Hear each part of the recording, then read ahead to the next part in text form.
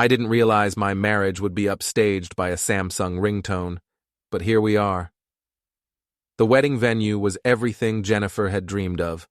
White roses cascading down marble columns, crystal chandeliers casting golden light across 200 guests, and enough champagne to float a yacht. I stood at the altar in my rented tuxedo, watching my bride approach in her $1,000 dress, thinking about how perfect everything looked from the outside. That's when her phone rang, not a gentle buzz or vibrate, the full wedding march ringtone blaring from her clutch purse as she reached the altar. The guests shifted uncomfortably. The minister paused mid-sentence. Jennifer's face went pale, then red, then something approaching purple. "Sorry," she whispered, fumbling with the clasp. "I thought I turned it off." But I caught the caller ID before she could silence it. Cormac Sullivan, her ex-boyfriend, the one she claimed hadn't contacted her in 2 years. "Wrong wedding, buddy," I said, loud enough for the front 3 rows to hear. I snatched the phone and answered it myself. "This is Warren, the groom. Can I help you?" Silence on the other end. Then a click. The guests murmured. Jennifer's smile looked like it had been painted on with house paint. Her maid of honor, Sandra, stepped forward with damage control written all over her face. "Technical difficulties," Sandra announced with a laugh that sounded like breaking glass. "You know how it is with technology these days." I handed the phone back to Jennifer, noting how her hands shook slightly. Not from nerves, from something else entirely. "Shall we continue?" the minister asked. "Absolutely," I said, my voice carrying across the silent room. "I've been waiting for this moment my whole life." The ceremony proceeded without further interruption, but I noticed things I hadn't before. How Jennifer kept glancing toward the back of the room, how she stumbled slightly over the forsaking all others part of her vows, how her kiss felt rehearsed, like she was performing for an audience. During the reception, while she mingled with guests and posed for photos, I watched her phone. 3 more calls from Cormac. Each one declined, but not before I saw her face change, a micro-expression of guilt mixed with something that looked almost like excitement. "Great wedding, man," said Mason, my best man, sliding up beside me at the bar. "Though that phone thing was weird." "Weird doesn't begin to cover it," I replied, nursing a whiskey that tasted like regret. "You remember Cormac Sullivan, right? Jennifer's ex from her corporate PR job? The guy with the trust fund and the attitude problem? Yeah, I remember him. Thought he was out of the picture. So did I." Mason followed my gaze to where Jennifer was laughing with her bridesmaids, her phone clutched in her hand like a lifeline. "You think something's going on?" "I think," I said, downing the rest of my whiskey, "that my honeymoon just got a lot more interesting." 20 minutes later, I found Jennifer outside the venue, standing under the oak trees with her phone pressed to her ear. She was facing away from the building, speaking in hushed tones. "I can't talk right now," she was saying. "This is completely inappropriate timing." I stepped closer, staying in the shadows. "No, I haven't changed my mind about anything. But this is my wedding day, Cormac. Show some respect." "My wedding day, not our wedding day. I'll call you tomorrow," she continued. "We can discuss this then." She ended the call and stood there for a moment, staring at her phone. When she turned around, I was waiting. "Discussing what?" I asked. Before we dive deeper into this story, I have one small request. Please subscribe, drop a like, comment, and hit that hype button to boost this channel so more people can discover these incredible Reddit stories. Her face went through a series of expressions: surprise, guilt, defiance, then back to that painted-on smile. "Warren, I was just getting some air. The reception is so warm." "With Cormac Sullivan?" "He called to congratulate us. It was actually very sweet." "4 times?" Her smile flickered. "I didn't realize you were counting." "I'm good with numbers. It's what I do for a living, remember?" IT systems, data analysis, pattern recognition. I notice things. It's nothing, Warren. Just an old friend being inappropriate. You know how he is. I stepped closer, close enough to smell her perfume mixed with something else. Nervous sweat. Actually, I don't know how he is, because according to you, he hasn't been in your life for 2 years. So how would I know anything about his current behavior patterns? Jennifer's composure cracked just slightly. You're being paranoid on our wedding day. Am I?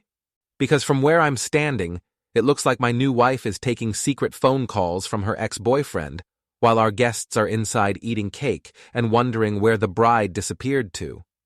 This is ridiculous. She turned to walk back toward the venue. I caught her arm gently. Jennifer, look at me.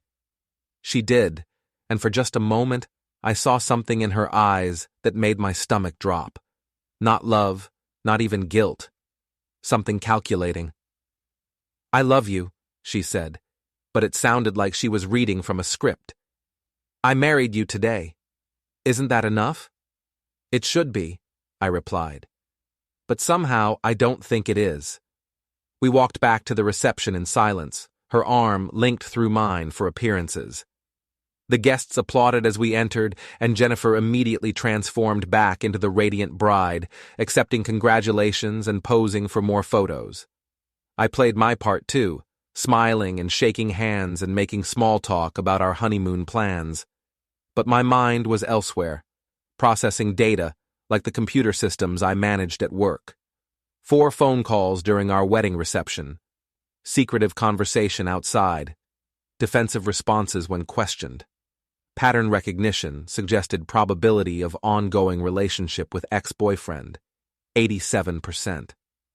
As we cut the cake together, Jennifer's phone buzzed with a text message.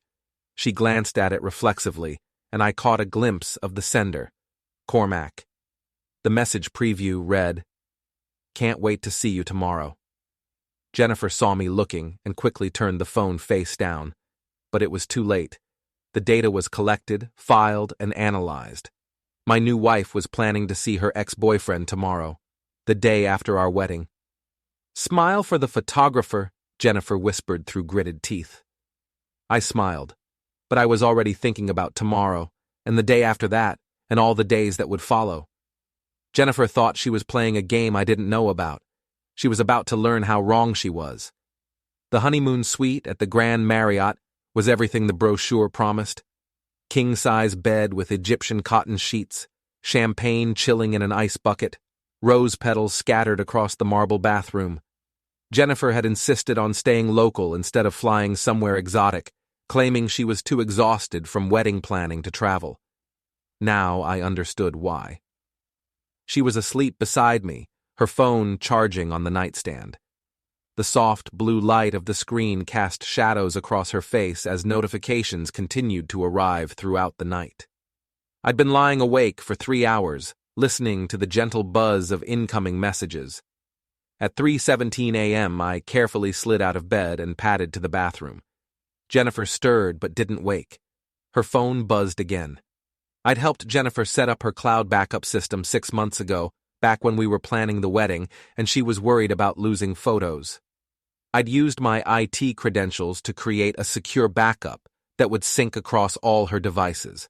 What she didn't know was that I'd kept administrative access to the account. I opened my laptop and logged into the backup system. 43 text messages from Cormac Sullivan in the past 6 hours. "Missing you already. Can't believe you went through with it. Tomorrow can't come soon enough. He doesn't deserve you. One more day, and we can stop pretending." Stop pretending. I scrolled through the message history, going back weeks, then months. The conversation thread stretched back to February, 2 months before our wedding. Photos, inside jokes, late-night conversations that read like love letters. My hands shook slightly as I read through months of deception.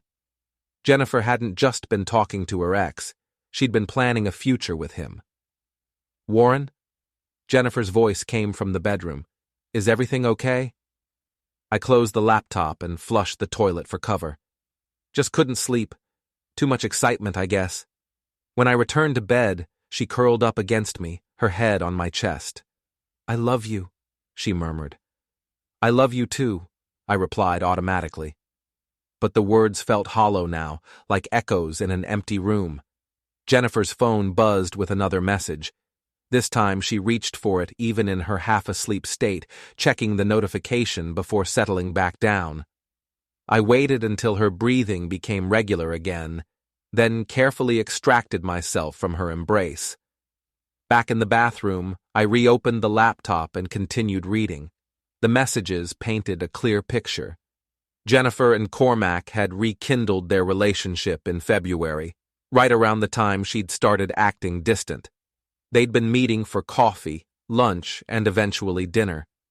The photos showed them at restaurants I didn't recognize, looking intimate and comfortable. But the most damaging evidence was in the planning. They'd discussed how to handle the wedding, how long to wait afterward before Jennifer filed for divorce, and how to split our assets. Cormac had even offered to pay for Jennifer's legal fees. "Just get through the ceremony," he'd written last week. "Then we can be together properly." "I feel terrible about this," Jennifer had replied. "Warren doesn't deserve to be hurt like this. You're not responsible for his feelings. You can't help who you love." "I know. It's just hard, pretending everything is normal. One more week, then it's over. One more week." They'd planned this timeline down to the day. I screenshot everything, creating a comprehensive digital record of their affair and their plans for my future. Then I copied the files to an encrypted drive and hid it in my laptop bag. When I finally returned to bed, dawn was breaking through the hotel windows. Jennifer was still asleep, her face peaceful and innocent in the morning light. Looking at her, I felt something shift inside me. Not heartbreak exactly, but something colder and more calculating. She thought she was playing a game where I didn't know the rules, but she'd made a crucial mistake. She'd left a digital trail, and I was very good at following those. My phone buzzed with a text from Mason. "How's married life treating you?" I typed back, "Educational." Jennifer stirred beside me, opening her eyes and smiling. "Good morning, husband." "Good morning, wife," I replied, matching her smile. "Sleep well?" "Like a baby, though your phone kept buzzing. Work emergency?" "Just some routine system updates, nothing that can't wait." She stretched and reached for her own phone, checking her messages with practiced casualness. I watched her face change as she read Cormac's latest text. "Counting down the hours until I see you." "Everything okay?" I asked innocently. "Perfect," she said, but her smile looked strained. "Just some work stuff. You know how it is." "I do indeed," I said. "I know exactly how it is." We ordered room service and ate breakfast on the balcony, making small talk about the wedding and our plans for the day. Jennifer seemed distracted, checking her phone frequently and responding to messages when she thought I wasn't looking. "I need to run some errands this afternoon," she said as we finished our coffee. "Wedding thank you cards, returning some vendor equipment, boring stuff. You don't mind if I handle it alone, do you?" "Of course not. I have some work emails to catch up on anyway. Take your time."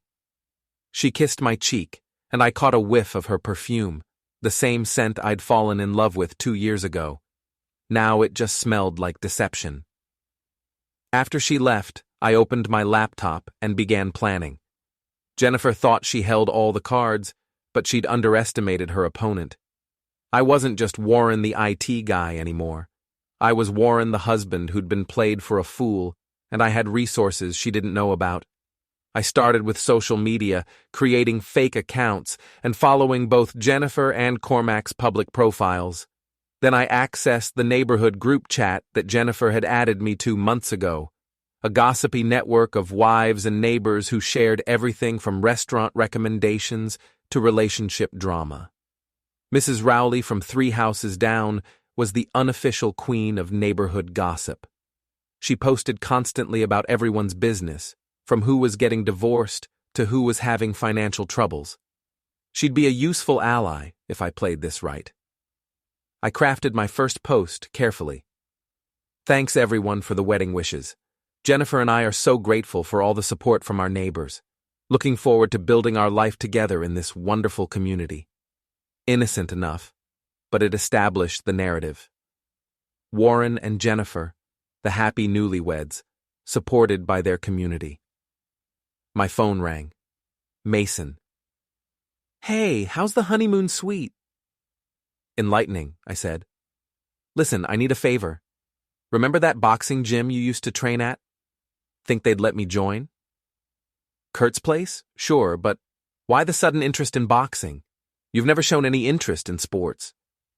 Let's just say I need a new hobby, something physical, something that builds confidence. Warren, is everything okay? You sound different. I looked out the hotel window at the city below, thinking about Jennifer meeting Cormac somewhere out there, probably planning their future together while I sat in our honeymoon suite. Everything's fine, I said. I'm just learning to adapt to new circumstances. That sounds ominous. Does it? I was going for optimistic. After we hung up, I returned to my laptop and continued building my strategy. Jennifer had spent months planning her deception. Now it was my turn to plan. But first, I needed to understand my opponents better. I pulled up Cormac Sullivan's social media profiles and began studying his patterns, his friends, his weaknesses. He was active on Instagram, posting photos of his expensive lifestyle, designer clothes, fancy restaurants, his downtown penthouse apartment. The trust fund baby who'd never worked a real day in his life, but somehow felt entitled to other men's wives. His most recent post was from this morning, a photo of champagne and strawberries with the caption, "Celebrating New Beginnings." New beginnings. On the day after my wedding, I screenshot the post and added it to my growing file of evidence. Then I began researching his social circle, his habits, his routines. If Jennifer thought she could play games with my life, she was about to learn that I was very good at games too. My phone buzzed with a text from Jennifer. Errands taking longer than expected. Don't wait up for lunch, love you. I typed back, take your time. Love you too. But as I hit send, I was already planning my next move. Jennifer wanted to play house with her ex-boyfriend? Fine. But she'd chosen the wrong husband to deceive. I was about to show her just how wrong. Kurt's boxing gym occupied the basement of a converted warehouse on the wrong side of downtown, the kind of place where the fluorescent lights flickered and the air tasted like sweat and determination. I found Mason waiting for me by the front desk, looking concerned. You sure about this? He asked, as we walked past heavy bags and speed bags, past men twice my size throwing punches that sounded like gunshots. This isn't exactly your scene. Maybe it's time to expand my horizons, I replied, watching a trainer wrap another guy's hands with practiced efficiency. Kurt emerged from his office, a mountain of a man with graying hair and scars that told stories I didn't want to hear. He looked me up and down with the expression of someone evaluating livestock. This the computer guy? He asked Mason. Warren Mitchell. And yeah, I work in IT. Kurt's handshake could have crushed walnuts. What brings you to my gym, Warren Mitchell, who works in IT? I need to learn how to hit things, I said, and how not to get hit back. Relationship problems? Mason shifted uncomfortably. Kurt, maybe we should just... It's okay, I interrupted. Yeah, relationship problems. Kurt nodded like this explained everything. Most guys who come here are running from something or towards something. Which one are you? I thought about Jennifer, probably having lunch with Cormac right now, planning their future while I stood in a basement gym, talking to a man who looked like he could bench press a car. Both, I said. Good answer. Mason, get him some gloves. We'll start with basics. The next hour was educational in ways I hadn't expected. Kurt taught me how to stand, how to move, how to throw a punch without breaking my own hand. But more importantly, he taught me about focus. Anger makes you stupid, he said, as I worked the heavy bag, my lungs burning and my arms aching. Channel it into something useful. Every punch should have a purpose. What if the purpose is revenge? Then you better make sure you're smart about it. Stupid revenge gets you arrested. Smart revenge gets you satisfaction. I hit the bag harder, thinking about Cormac's smug face in his social media photos. Tell me about these relationship problems, Kurt said as I caught my breath between rounds.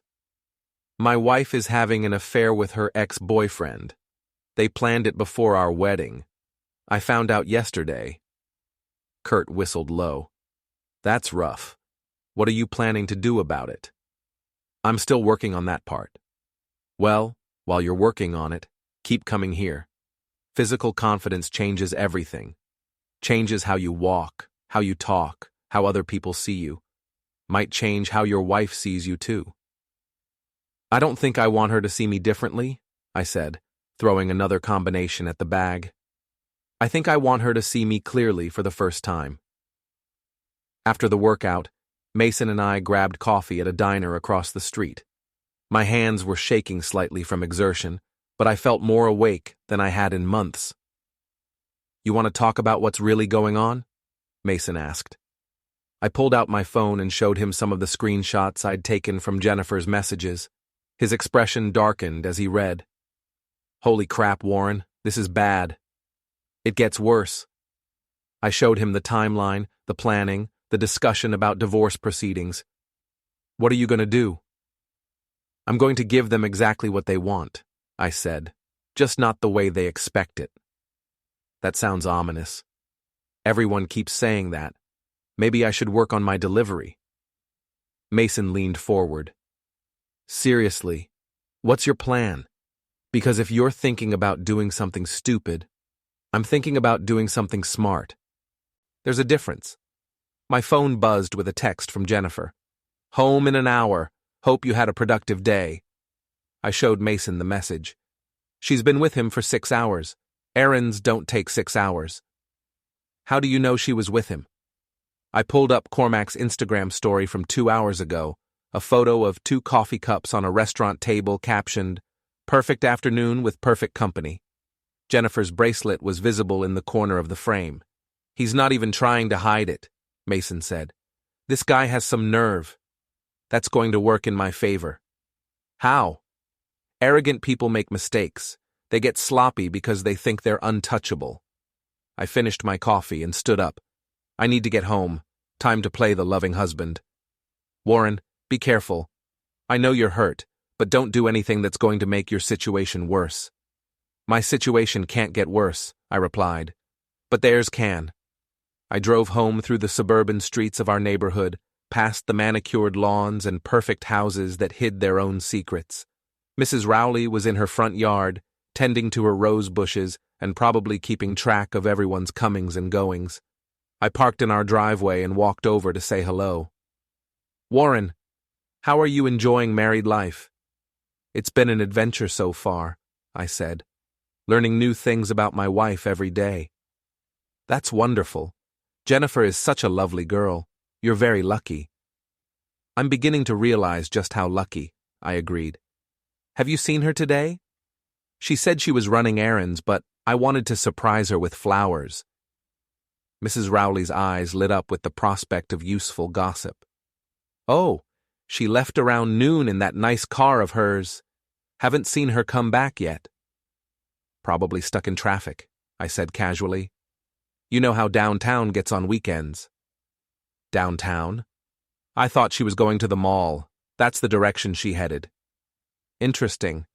Jennifer had told me she was running local errands, but she'd driven toward downtown, where Cormac lived. Well, I'm sure she'll be home soon, I said. Thanks for keeping an eye on the neighborhood, Mrs. Rowley. It's nice to know we have such observant neighbors. Oh, I don't mind. It's important to look out for each other, don't you think? Absolutely. Community is everything. Inside our house, I sat at the kitchen table and opened my laptop. Jennifer's location sharing was still active on her phone, another security feature I'd helped her set up months ago. According to the GPS, she was currently at Cormac's apartment building. I screenshot her location and added it to my growing file of evidence. Then I began crafting my next move. The neighborhood group chat was active with weekend gossip and restaurant recommendations. I posted a photo of the flowers I'd bought for Jennifer with the caption, "Trying to surprise my beautiful wife when she gets home from her errands. Any suggestions for romantic gestures? Still learning how to be a good husband." The responses came quickly. Supportive comments from neighbors, suggestions for romantic dinners, congratulations on being such a thoughtful husband. I was establishing my narrative.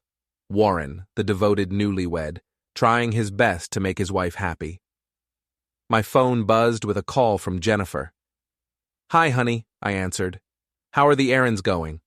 "Great, almost finished. I should be home in about 30 minutes. "Perfect. I picked up some flowers for you, and I was thinking we could cook dinner together tonight. Make it special." "That sounds wonderful. I love you." "I love you too," I said, watching her location on my laptop screen. She was still at Cormac's apartment. "Drive safely." After we hung up, I watched her GPS location for another 20 minutes. She didn't leave Cormac's building until 6:15, exactly 30 minutes after she'd promised to be home in 30 minutes. At 6:47, I heard her car in the driveway. I met her at the door with the flowers and a smile. "Welcome home, Mrs. Mitchell." She looked radiant, her cheeks flushed and her eyes bright. Spending the day with her lover had clearly agreed with her. "These are beautiful," she said, accepting the bouquet. "What's the occasion?" "Do I need an occasion to buy flowers for my wife?" She kissed me, and I tasted coffee on her lips. The same expensive blend Cormac had posted on his Instagram story. "How were your errands?" I asked as she arranged the flowers in a vase. "Boring but necessary. You know how it is with all the post-wedding cleanup." "I do indeed. Where did you end up going?" "Oh, all over. The florist, the rental place, a few other stops. Nothing exciting." "Well, I'm glad you're home now. I missed you." "I missed you too," she said, but she was already checking her phone again. As we cooked dinner together, I watched her carefully. She seemed distracted, frequently glancing at her phone and smiling at messages she didn't share. When she thought I wasn't looking, she typed quick responses with the practiced efficiency of someone maintaining a secret conversation. "Work emergency?" I asked innocently. "Just some follow-up stuff from last week's campaign. You know how clients can be." "I do. They never seem to respect boundaries." "Exactly." But I'd seen enough of her message previews to know she wasn't texting about work. She was texting Cormac, probably recapping their afternoon together and planning their next meeting. After dinner, we settled on the couch to watch a movie. Jennifer curled up against me, her head on my shoulder, playing the role of the loving wife. But her phone was in her hand, and I could see her typing messages throughout the entire film. "This is nice," she said during a quiet scene. "Just the two of us." "Just the two of us," I agreed, thinking about the third person who was very much present in our marriage, even when he wasn't in the room. That night, as Jennifer slept beside me, I lay awake, planning my next moves. She thought she was playing a game where I didn't know the rules. But she was wrong about that. I knew the rules now, and I was ready to play. 3 weeks into married life, I'd established a routine that would have impressed any intelligence analyst. Morning coffee with Jennifer, during which she'd check her phone exactly 7 times and respond to at least 3 messages from Cormac. Workday separation, during which I monitored her location and digital communications. Evening reconciliation, during which she'd play the loving wife while planning her next rendezvous. The pattern was so consistent, I could have set my watch by it. This particular Thursday morning, I was preparing my own pattern disruption. "I'm thinking of working from home today," I announced over breakfast. "The office network upgrade can be handled remotely." Jennifer's coffee cup paused halfway to her lips. "Oh, that's unexpected. Is it a problem? I know you have your routine." "No, of course not. It's just, I have some client meetings today. Downtown. I might be out most of the afternoon." Client meetings on Thursday? That's unusual for your department. Her smile flickered slightly. New client. They have specific scheduling requirements. I nodded sympathetically. The customer is always right. Don't worry about me. I'll probably take a break around lunch, maybe go to the gym. Relief washed over her face. That sounds perfect. Your boxing lessons are really paying off, by the way. You seem more confident. I feel more confident. It's amazing what a little physical training can do for your mental state. After Jennifer left for work, I waited exactly 30 minutes before implementing phase 1 of my plan. I drove to Kurt's gym, but instead of going inside, I parked across the street and called Mrs. Rowley. "Hi, Mrs. Rowley. It's Warren from down the street. I hope I'm not bothering you." "Not at all, dear. What can I do for you?" "I'm working from home today, and I noticed some unusual activity in the neighborhood. Cars I don't recognize, people walking around looking at houses. I'm probably being paranoid, but with all the break-ins in other neighborhoods lately..." "Oh my, that does sound concerning. What kind of cars?" "A silver BMW, for one. License plate starting with CS. It's been parked on our street several times this week, always when most people are at work." I'd done my homework. Cormac drove a silver BMW with vanity plates that read CS Fund, a reference to his trust fund that he apparently found clever. I haven't seen that one, but I'll definitely keep an eye out. What else have you noticed? Well, I hate to say this, but I think someone might be watching our house specifically. The car always parks with a clear view of our driveway, and yesterday, when Jennifer left for work, it followed her. Mrs. Rowley's intake of breath was audible. "Oh dear, have you told Jennifer about this?" "I mentioned it, but she thinks I'm being overprotective. New husband syndrome, you know? But I'd feel better if someone else was keeping an eye on things when I'm not home." "Of course, dear. I'll make sure to watch for that BMW. And I'll mention it to the other neighbors, too. We all need to look out for each other." "Thank you so much. I really appreciate it." Phase 1 complete.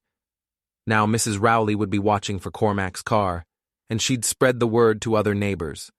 When he inevitably showed up on our street, it would be noticed and discussed. I drove back home and settled into work, keeping one eye on my laptop and one eye on Jennifer's location. According to her GPS, she was indeed downtown, but not at her office building. She was at Cormac's apartment. At 2:30 p.m., her location changed to a restaurant 6 blocks from Cormac's place. I cross-referenced the address with Cormac's recent social media activity and found a photo from last week. The same restaurant, with a caption about discovering hidden gems with special people. My phone rang. Jennifer. "Hi, honey. How's the work-from-home day going?" "Productive. How are your client meetings?" "Great, but they're running long. I might not be home until after 6. "No problem. Take your time. I'll probably hit the gym around 4 anyway." "Perfect. I love you." "Love you too." I did go to the gym at 4, but first I made a detour past the restaurant where Jennifer was having her extended client meeting. Through the window, I could see her and Cormac at a corner table, leaning close together in conversation that looked anything but professional. I took a few photos with my phone's zoom lens, making sure to capture both their faces and the intimate nature of their body language.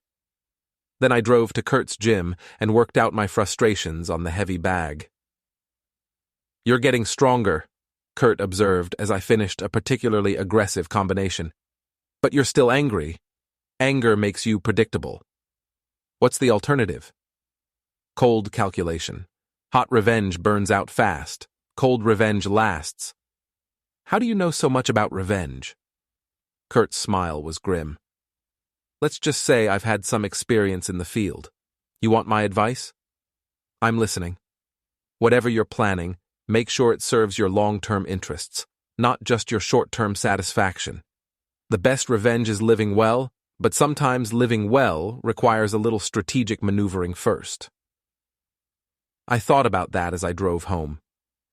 Jennifer's car was already in the driveway when I arrived, which meant she'd beaten me home by minutes.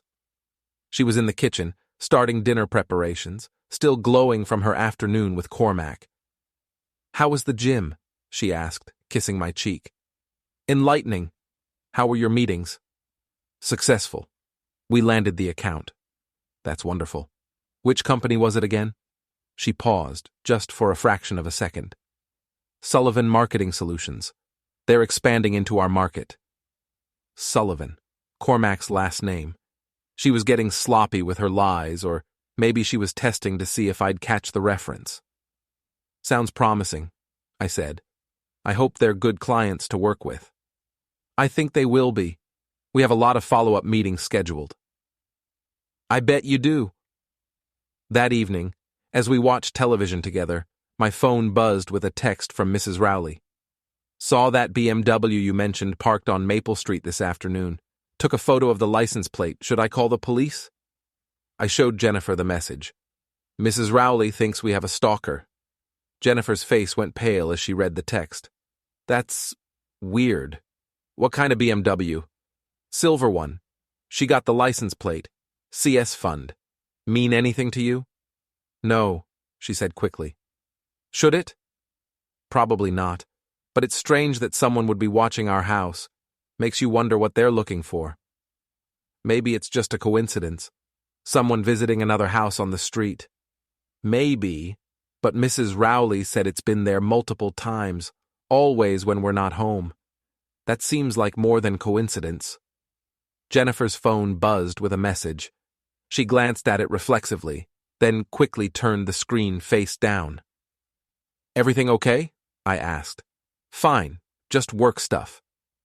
But I'd seen enough of the message preview to know it was from Cormac. "Your neighbor is watching my car." The pieces were falling into place exactly as I'd planned. Jennifer was realizing that her secret affair wasn't as secret as she'd thought. Cormac was discovering that his movements were being monitored. And the neighborhood gossip network was primed to spread the story of the mysterious BMW that kept appearing on our street.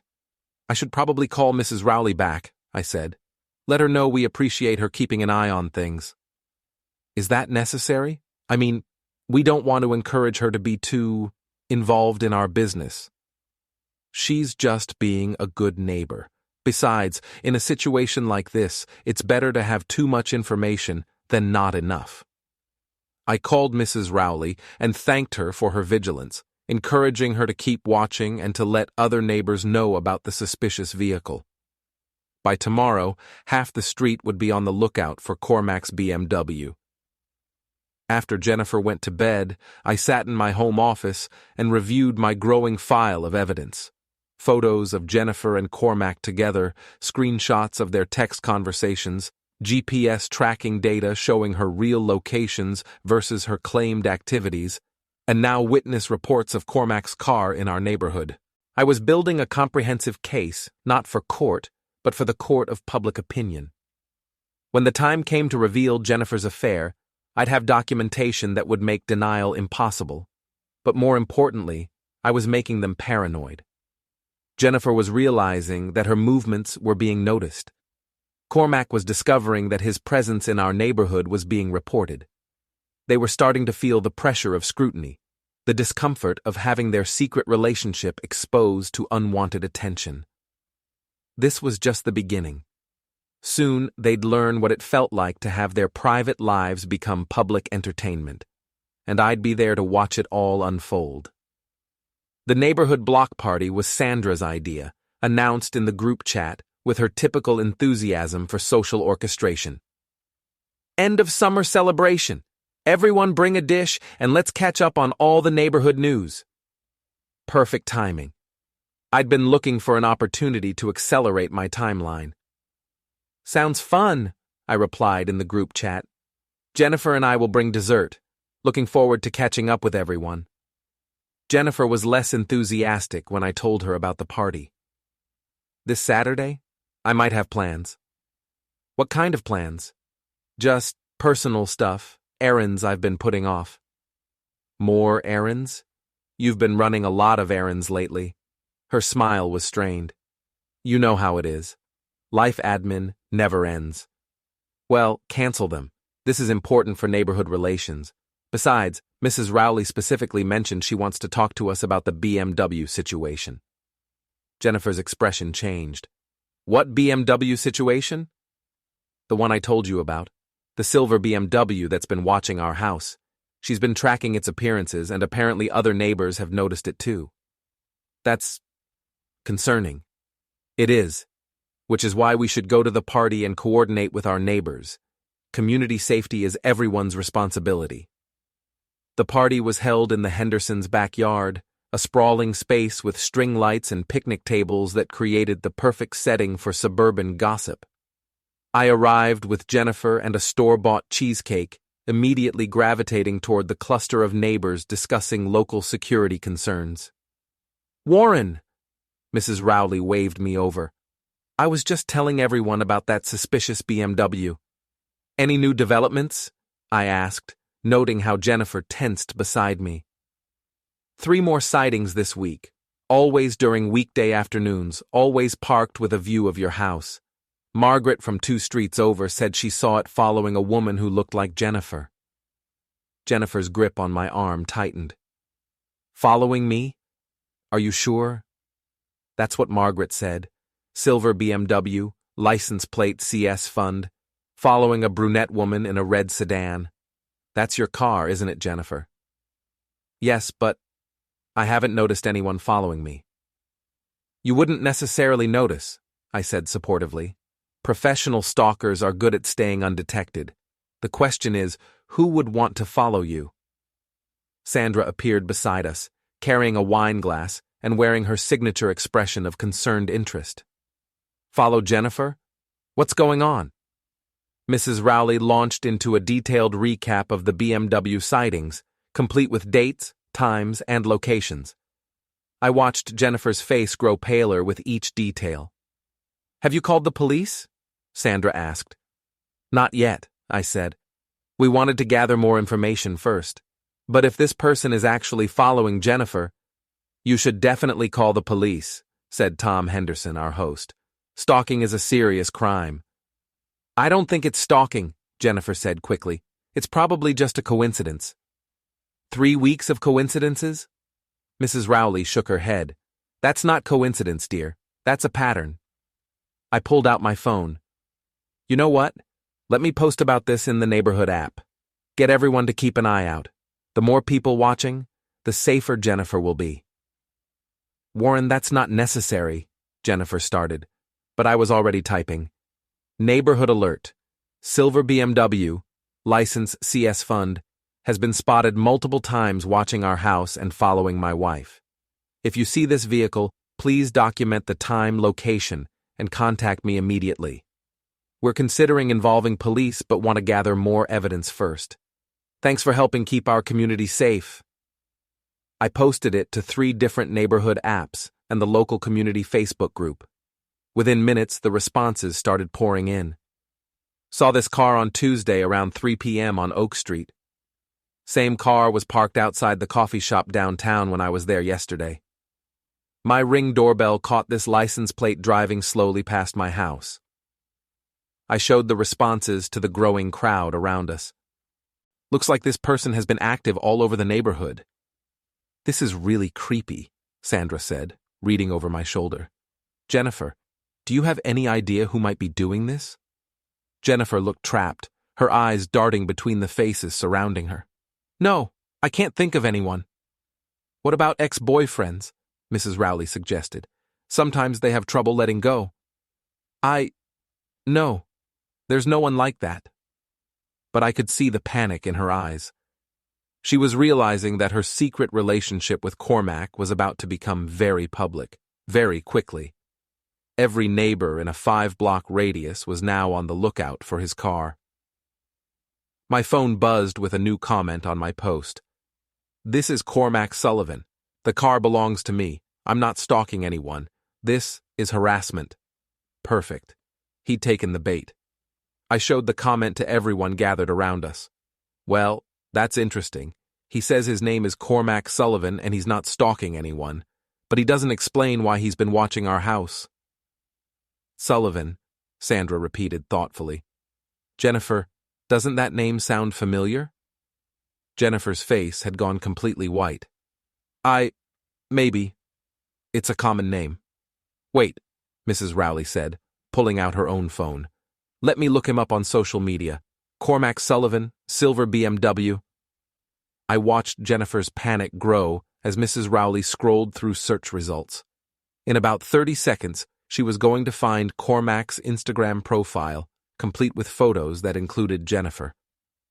Actually, I said, maybe we should take this conversation somewhere more private. No need to involve the whole party in our security concerns. But it was too late. Mrs. Rowley had found what she was looking for. Oh my, she said, staring at her phone screen. Jennifer, you need to see this. She showed us Cormac's Instagram profile. His most recent post from this afternoon was a photo of Jennifer's coffee cup at a downtown cafe with the caption, "Afternoon delight with my favorite person." The silence stretched for several seconds as everyone processed what they were seeing. Jennifer, Sandra said slowly, is there something you need to tell us? I put my arm around Jennifer's shoulders in a gesture of support. I think we should go home and discuss this privately. No, Jennifer said, her voice barely above a whisper. I can explain. But the damage was already done. Mrs. Rowley was screenshot the Instagram post. Tom Henderson was reading the comments on my neighborhood alert post, which were multiplying by the minute. Sandra was staring at Jennifer with a mixture of shock and fascination. The important thing, I said, maintaining my role as the supportive husband, is that we figure out how to handle this situation. If Jennifer knows this person, then it's not stalking. But the neighborhood still deserves to know why he's been watching our house. He hasn't been watching our house, Jennifer said desperately. We were... She couldn't finish the sentence. Not here, not in front of half the neighborhood. Maybe we should continue this conversation at home, I suggested gently. As we walked back to our house, I could hear the excited murmur of conversation behind us. By tomorrow morning, everyone in the neighborhood would know that Jennifer Mitchell was having coffee dates with a man who'd been stalking her house. The story would spread and evolve with each telling. Jennifer's affair would become neighborhood legend, dissected and analyzed by every gossip network in a 3-mile radius. Warren, Jennifer said as we reached our front door, I need to explain. I know you do, I replied, and I'm ready to listen. But as we walked into our house, my phone was buzzing with notifications from social media, neighborhood apps, and text messages from curious neighbors. The digital wildfire I'd started was spreading faster than I'd even hoped. Jennifer thought she could control the narrative of our marriage. She was about to learn how wrong she was. Jennifer sat on our living room couch, her hands shaking as she held her phone. The neighborhood group chat was exploding with activity, and her Instagram was flooded with friend requests from neighbors who'd suddenly become very interested in her social media activity. Warren, I need to tell you something, she said, her voice barely steady. I sat across from her, maintaining the expression of confused concern I'd been perfecting for weeks. I'm listening. Cormac Sullivan. He's not a stranger. He's someone I used to date before I met you. Used to date? Jennifer, that Instagram post was from this afternoon. She closed her eyes. I know how it looks. How it looks? It looks like my wife is having an affair with her ex-boyfriend, and the entire neighborhood just found out about it at a block party. It's complicated. Then uncomplicate it for me. Jennifer took a shaky breath. Cormac contacted me a few months ago. He said he'd made a mistake letting me go, that he wanted to try again. I told him I was getting married, but he kept pushing. So you met him for coffee to tell him to leave you alone? At first, yes, but then we started talking and old feelings came back. I leaned forward, playing the part of the devastated husband. What kind of old feelings? I started remembering why I loved him, why we were good together. And you forgot why you loved me? Why we were good together? No. Warren, I do love you. But I also love him, and I didn't know how to choose. So you decided not to choose. You decided to have both. Jennifer started crying. It wasn't supposed to happen like this. I was going to figure it out, make a decision. When? After our first anniversary? Our fifth? When exactly were you planning to figure out whether you wanted to be married to me? I don't know. I was confused and scared, and I didn't want to hurt anyone. Well, mission accomplished on the hurting people front. My phone buzzed with a text from Mason. Dude, what's happening? I'm getting calls from people saying Jennifer is cheating on you. I showed Jennifer the message. It's not just the neighborhood anymore. Word is spreading. Oh God, she whispered. This is a disaster. Yes, it is. The question is, what are we going to do about it? Can we fix this? Can we go back to how things were? I studied her face, seeing the desperation there. She wanted to rewind time, to undo the public exposure of her affair. But she wasn't asking to end her relationship with Cormac. She was asking to hide it better. Jennifer, do you want to be married to me? Yes, no, I mean, I want that. That's not the same thing. I know. She wiped her eyes. Warren, I'm so sorry. I never meant for any of this to happen. But it did happen, and now we have to deal with the consequences. My phone rang. Sandra. Should I answer it? I asked Jennifer. She shook her head frantically. I answered anyway. Hi, Sandra. Warren, I am so sorry about what happened at the party. Are you okay? I'm processing. It's been a difficult evening. Is there anything I can do? Do you want to talk? That's very kind of you, but Jennifer and I need to work through this privately. Of course. But Warren, if you need a friend, I'm here. What Jennifer did is unforgivable. I looked at Jennifer, who was listening to every word. I appreciate that, Sandra. I really do. After I hung up, Jennifer stared at me. She called it unforgivable. Is she wrong? I don't know. Is it? Is this something we can forgive and move past? I was quiet for a long moment, letting the weight of the question settle between us. Jennifer was giving me an opening to play the reconciliation card, to suggest couples therapy and a fresh start. But I wasn't interested in reconciliation. I was interested in justice. I need some time to think, I said finally. This is a lot to process. How much time? I don't know. Maybe you should stay somewhere else for a few days. Give us both some space to figure out what we want. Where would I go? I'm sure Cormac would be happy to have you. Jennifer flinched like I'd slapped her. That's not fair. Fair? Jennifer, you've been planning to leave me since before our wedding. You've been lying to me for months, sneaking around behind my back, making me look like a fool in front of our friends and neighbors. And you want to talk about fair? What do you mean, planning to leave you? I pulled out my phone and showed her some of the screenshots I'd taken from her text conversations with Cormac. Her face went white as she recognized her own words. You've been reading my messages? I've been trying to understand why my wife was acting like a stranger. Turns out she was. Jennifer stared at the evidence of her own deception, her shoulders sagging with defeat. How long have you known? Since our wedding night. Our wedding night? Warren, that was 3 weeks ago. You've known for 3 weeks and you didn't say anything?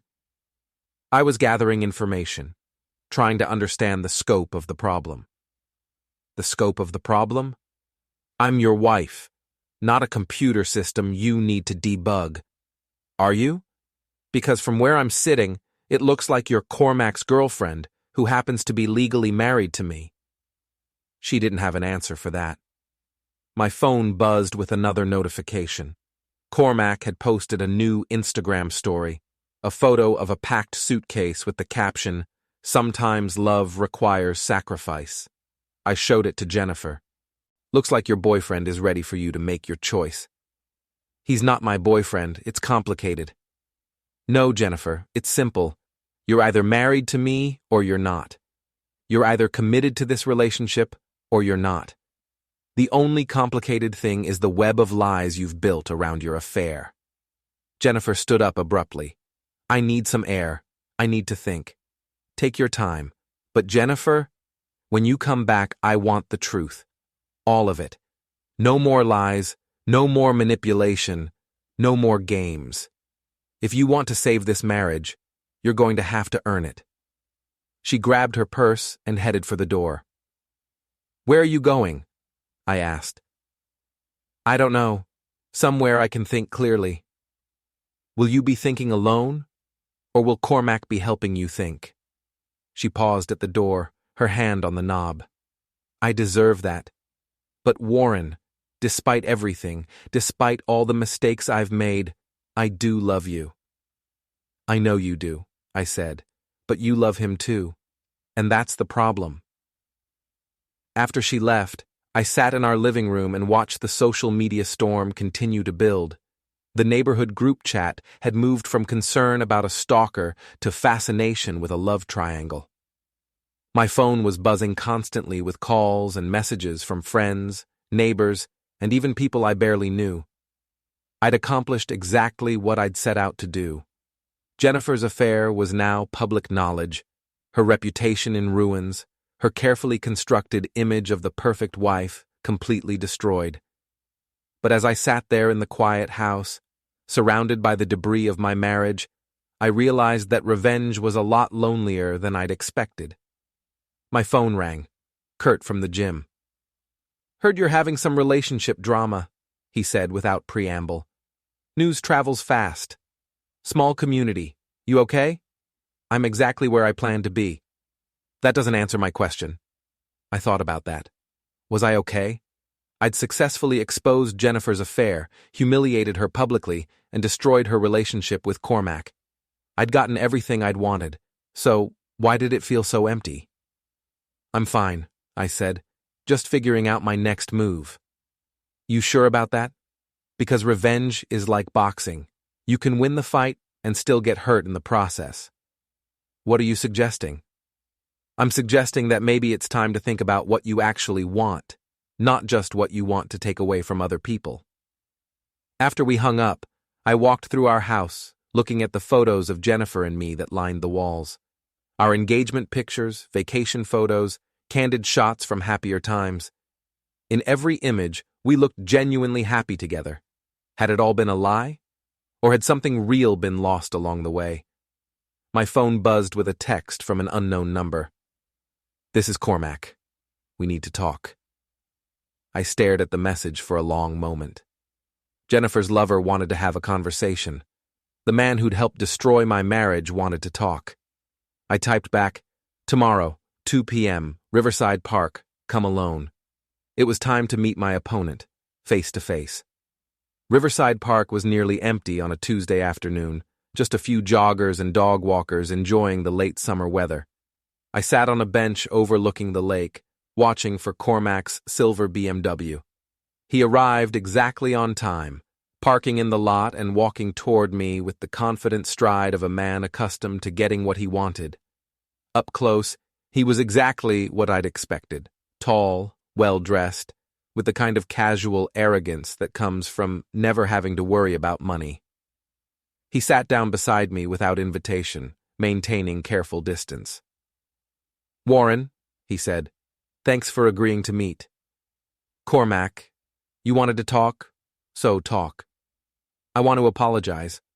What happened at the party, the social media situation, that wasn't how I wanted things to go. How did you want things to go? He was quiet for a moment, staring out at the lake. I wanted Jennifer to choose me voluntarily. I never intended for you to get hurt like this. But you were fine with me getting hurt eventually, when Jennifer filed for divorce and left me for you. She told you about that? She didn't need to. I read your text conversations, all of them. Cormac's composure slipped slightly. That was private communication.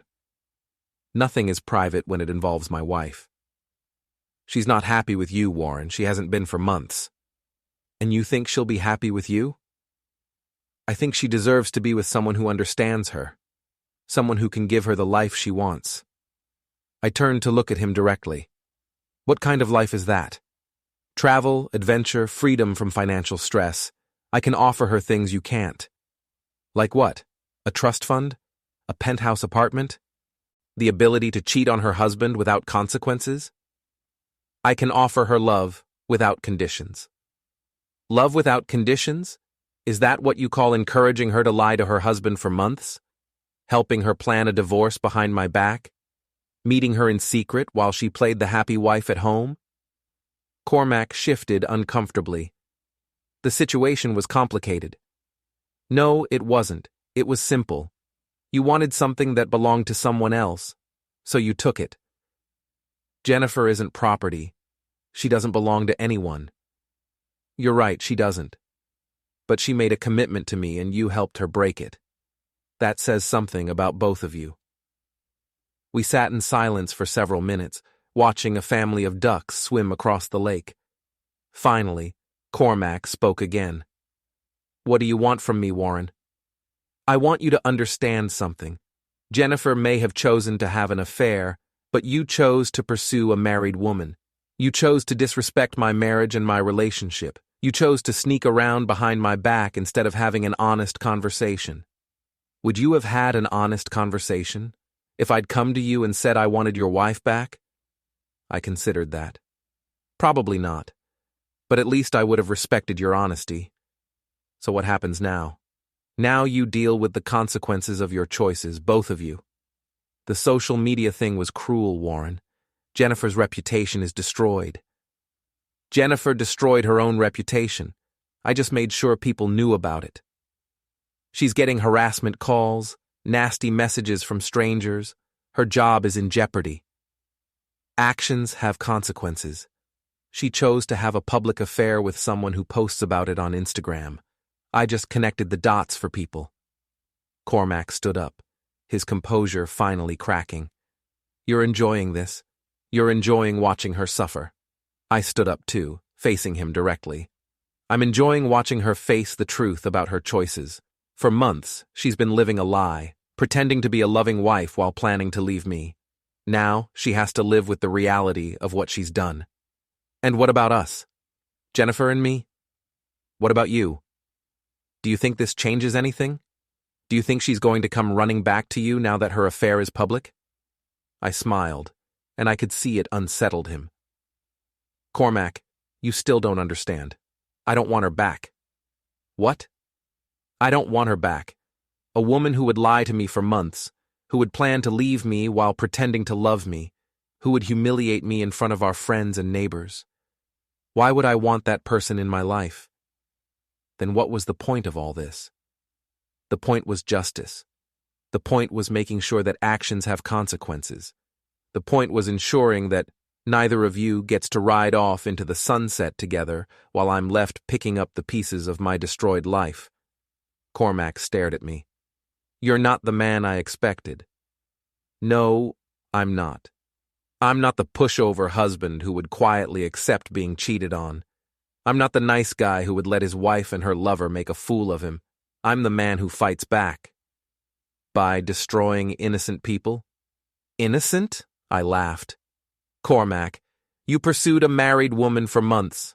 You helped her lie to her husband. You planned to break up a marriage for your own selfish desires. In what universe are you innocent? He had no answer for that. Here's what's going to happen, I continued. You're going to stay away from Jennifer. You're going to delete her number, unfollow her social media, and pretend she doesn't exist. Because if you don't, I'll make sure everyone in your social circle knows exactly what kind of man you are.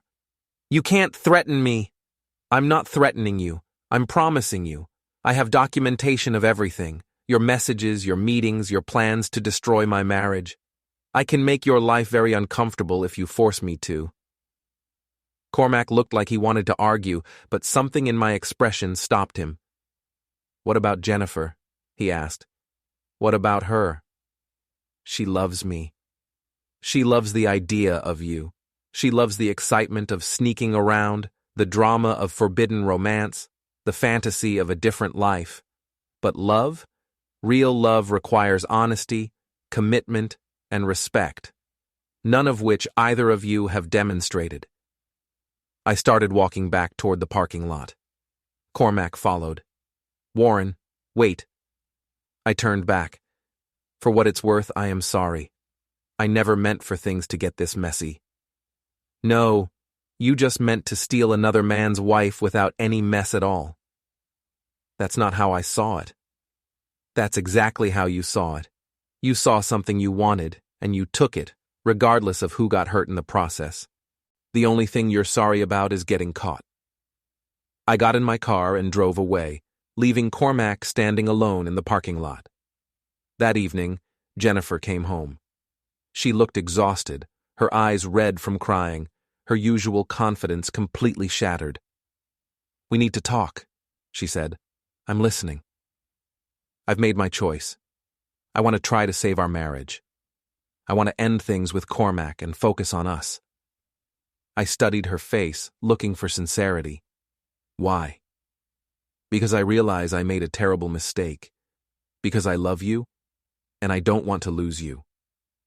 Or because your affair became public and now Cormac doesn't look like such an attractive option anymore? She flinched. That's not fair. Jennifer, 3 days ago you were planning to leave me for him. The only thing that's changed is that everyone knows about your affair. If this hadn't become public, would you be here asking for forgiveness?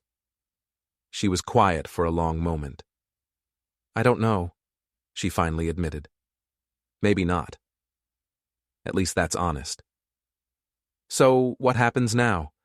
Do we try to work this out, or is it over? I looked around our living room, at the life we'd built together, at the photos of happier times that now felt like artifacts from someone else's relationship. I think, I said slowly, that we both need to figure out who we really are before we can figure out if we belong together. What does that mean? It means I need time to decide if I can forgive you, and you need time to decide if you actually want to be forgiven, or if you're just scared of being alone. How much time? I don't know. But Jennifer, the next time we have this conversation, I want you to be completely honest with me. No more lies, no more games, no more manipulation. If you want to save this marriage, you're going to have to earn it. She nodded, tears streaming down her face. I understand. Do you? Because I'm not the same man I was 3 weeks ago. I'm not going to be the understanding husband who forgives and forgets. I'm not going to pretend this didn't happen. If we stay together, it's going to be on completely different terms. What kind of terms? Terms where you respect me enough to tell me the truth. Terms where you honor your commitments instead of sneaking around behind my back. Terms where you choose our marriage every day, not just when it's convenient. Jennifer wiped her eyes. I can do that. Can you? Because this isn't just about ending your affair with Cormac. This is about becoming the kind of person who wouldn't have an affair in the first place. I want to try. Trying isn't enough anymore, Jennifer. Either you're committed to this marriage or you're not. Either you're the woman I thought I married or you're not.